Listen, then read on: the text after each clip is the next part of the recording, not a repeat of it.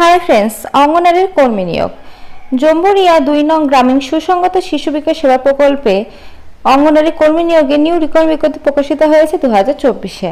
বাদিকে দেখো memo number show করছে, ডান দিকে ডেটেড 19/7/2024 তারিখে নোটিশটি পাবলিশড হয়েছে। নোটিশ অনুসারে বলা হচ্ছে, এতচড়া জানানো যাচ্ছে যে জম্বুরিয়া ২ নং গ্রামীণ সুসংগত শিশু বিকাশ সেবা প্রকল্পে অঙ্গনারী সহায়িকা পদ থেকে অঙ্গনারী কর্মী পদে পদোন্নতির জন্য কেবলমাত্র জম্বুরিয়া ২ নং গ্রামীণ সুসংগত শিশু বিকাশ সেবা প্রকল্পে অধীনস্থ যে সকল সহায়িকা ন্যূনতম ৫ বছরে নিরবিচ্ছিন্নভাবে সহায়িকা পদে কর্মরত ছিলেন তাদেরই পদোন্নতির জন্য কিন্তু এই নোটিশটি পাবলিশ করা হয়েছে। অর্থাৎ তোমরা যারা সহায়িকা ছিলা তাদের কিন্তু পদোন্নতির জন্য কিন্তু এই নোটিশটি পাবলিশ করা হয়েছে। সহায়িকা থেকে তোমরা কর্মী পদে কিন্তু আবেদনটা করতে পারবে।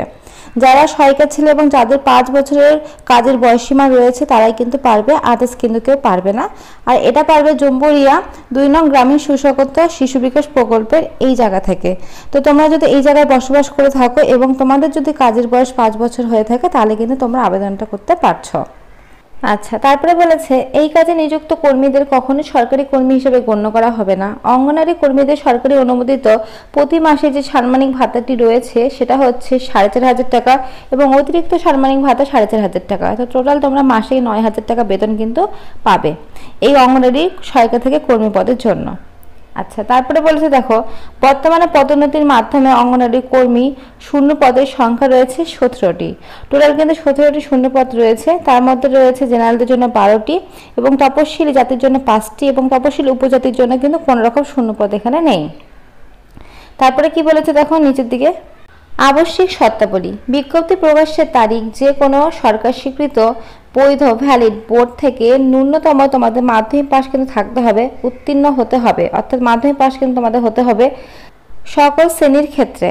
এখানে দেখো বলে দিয়েছে তোমাদের সাধারণ তপশিলি জাতি তপশিলি উপজাতি সবার জন্য কিন্তু বলেছে মাধ্যমিক পাস কিন্তু তোমাদের থাকতে হবে।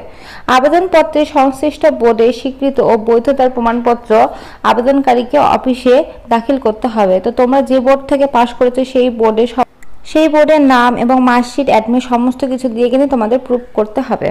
আচ্ছা, তারপরে কি বলেছে, আবেদনকারী সহায়িকা যদি বিজ্ঞপ্তির সময় সহায়িকা পদের বিজ্ঞপ্তি প্রকাশের তারিখ পত্রে উচ্চতর শিক্ষাগত যোগ্যতা অর্জন করে থাকেন তবে অঙ্গনারী কর্মীদের পদোন্নতির ক্ষেত্রে কোনো রকম অন্তরায় হবে না।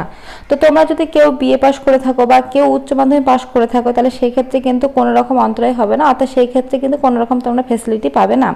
তোমাদের কিন্তু মাধ্যমিক পাসের উপর ডিপেন্ড করে এই জবটা হচ্ছে, অর্থাৎ তোমরা সরকার থেকে কিন্তু কর্মী পদে যাচ্ছ।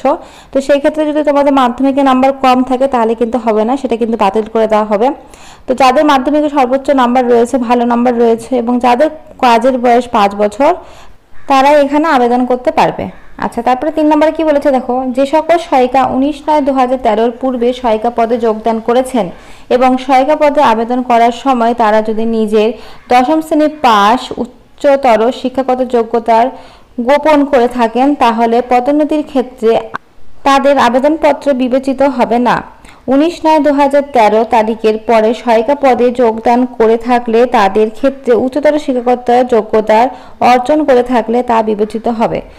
তো এখানে বলা হয়েছে ১৯/৯/২০১৩ পূর্বে যারা সহায়িকা পদে তোমরা ছিলে তাদের যদি উচ্চতর শিক্ষাগত যোগ্যতা থাকে তাহলে কিন্তু সেটা কোনো রকম অন্তরায় হবে না। কিন্তু যারা ১৯/৯/২০১৩ পরে যোগদান করেছে সহায়িকা তাদের কিন্তু উচ্চতর শিক্ষাগত নিয়ে বিবেচিত করা হবে। আচ্ছা, বয়স বলেছে তোমাদের ১৯/৭/২০২৪ তারিখ অনুসারে তোমাদের ৬০ বছরের মধ্যে বয়স হতে হবে। আচ্ছা, স্থায়ী বাসিন্দা হিসেবে তোমাদের কিন্তু প্রমাণপত্র দিতে হবে। আচ্ছা, তারপরে অভিজ্ঞতা বলেছে ১৯/৭/২০২৪ তারিখ অনুসারে কিন্তু তোমাদের অভিজ্ঞতাটা থাকতে হবে, যেটা বললাম ৫ বছরের অভিজ্ঞতা কিন্তু তোমাদের থাকতেই হবে। আচ্ছা, লিখিত পরীক্ষা তোমাদের হবে। টোটাল কিন্তু দেখো এখানে মেনশন করা রয়েছে তোমাদের মাল্টিপল টাইপ অবজেক্টিভ কোশ্চিন আসবে ৩৫ নম্বরের। এর মধ্যে থেকে থাকবে গণিত ৮ম শ্রেণী থেকে থাকবে ১০ নম্বর, তারপরে ইংরেজি ভাষা ৮ম শ্রেণী থেকে থাকবে 10 নম্বর, পুষ্টি জনস্বাস্থ্য থেকে থাকবে 10 নম্বর, সাধারণ জ্ঞান থেকে থাকবে 5 নম্বর। এই টোটাল তোমাদের ৩৫ নম্বরের মধ্যে কিন্তু পরীক্ষা হবে লিখিত। এরপরে তোমাদের কিন্তু ভাইভা হবে। টোটাল কিন্তু তোমাদের 50 নম্বরের মধ্যে পরীক্ষাটা হবে। আর সকল কর্মীকেই কিন্তু পরীক্ষার মাধ্যমে তাদের পদোন্নতিটা হবে, অর্থাৎ সহায়িকা থেকে কর্মী পদের জন্য। নিচের দিকে দেখো আরো ডিটেলসে তোমাদের সবটা মেনশন করা রয়েছে। তোমাদের এখানে সবটা আরও এই যে দেখো সংরক্ষণ সংক্রান্ত তোমাদের শর্তাবলী, তারপরে আবেদন সংক্রান্ত শর্তাবলী সবটা এখানে মেনশন করা রয়েছে। এবং তোমাদের যেই ঠিকানা দেখো ফর্মটি দিতে হবে জমায়, সেখানে ঠিকানাটা দেখো মেনশন করা রয়েছে। লাস্ট ডেট তোমাদের রয়েছে 9/8/2024 তারিখ পর্যন্ত। 9/8/2024 তারিখ পর্যন্ত তোমাদের লাস্ট ডেট রয়েছে। আর এখানে একটা ঠিকানা মেনশন করা রয়েছে, এই ঠিকানা কিন্তু তোমাদের ফর্মটি জমা করতে হবে। তো ফর্মটি জমা করতে হবে যে সমস্ত ডকুমেন্টস সেগুলো বলে দিই। তোমাদের মাধ্যমিকে অ্যাডমিট মার্কশিট, তোমাদের ছবি, তারপরে তোমাদের লোকাল রেসিডেন্স হিসেবে সেগুলোর প্রমাণপত্র, তোমার ড্রাইভিং লাইসেন্স বা আধার কার্ড, ভোটার কার্ড, এই সমস্ত কিছু দিতে পারো। তারপরে তোমাদের কোয়ালিফিকেশন অনুসারে তোমাদের মাধ্যমিক পাস তো সেটা বলে দিলাম, আর উচ্চতর থাকলে দিতে পারো, কিন্তু কোনো অন্তরায় কিন্তু হবে না। তো তোমাদের যা যা ডকুমেন্টস রয়েছে এবং কাস্ট কার্ড থাকলে সেটা দিবা। তো এই সমস্ত ডকুমেন্টস দিয়ে একটি ফর্ম রয়েছে, ফর্মটা আমি দেখিয়ে দিচ্ছি। তো সেই ফর্মটা সুন্দরভাবে ফিল আপ করে, কোনো রকম ভুলভ্রান্তি করবা না, ভালো পরিষ্কার করে ফর্মটা ফিল আপ করে কিন্তু জমা দিয়ে দেবা আমি যেই ঠিকানাটা উপরে দেখিয়ে দিলাম সেই ঠিকানায়। তাহলে কিন্তু পুরো প্রসেসটা তোমাদের কমপ্লিট হয়ে যাবে। এখানে দেখো পুরো ডিটেলসটা খুব সুন্দরভাবে কিন্তু মেনশন করা রয়েছে। তো চলো এবার ফর্মটা তোমাদেরকে আমি দেখিয়ে দিই। এই হচ্ছে ফর্ম। এই ফর্মটা সুন্দরভাবে তোমাদের ফিল আপ করতে হবে। ফিল আপ করে কিন্তু ডান দিকে একটা ছবি লাগে, তোমাদের কিন্তু অল ডকুমেন্টস অ্যাটাচ করে তোমাদের পাঠিয়ে দিতে হবে। দেখো উপরে দেখো তোমাদের ঠিকানাটা কিন্তু মেনশন করা রয়েছে। তো এই ঠিকানায় কিন্তু তোমাদের পাঠিয়ে দিলে কিন্তু পুরো প্রসেসটা তোমাদের কমপ্লিট হয়ে যাবে। আর এই বিষয়ে যদি কোনো রকম কোশ্চেন থাকে তাহলে অবশ্যই কমেন্ট বক্সে কমেন্ট করে আমি অ্যান্সার দিয়ে দেবো। আর ডিসক্রিপশনে ফর্মের লিঙ্ক আমি দিয়ে দেবো, তোমরা চাইলে সেখান থেকে নিয়ে কিন্তু ফর্ম ফিল আপটা করে দিতে পারো। তো আজকের মতো এইটুকুই। ভিডিওটা দেখার জন্য অসংখ্য ধন্যবাদ, থ্যাংক ইউ। আর এখন নতুন নতুন আপডেট পাওয়ার জন্য চ্যানেলটা অবশ্যই সাবস্ক্রাইব করে রেখো। Thank you.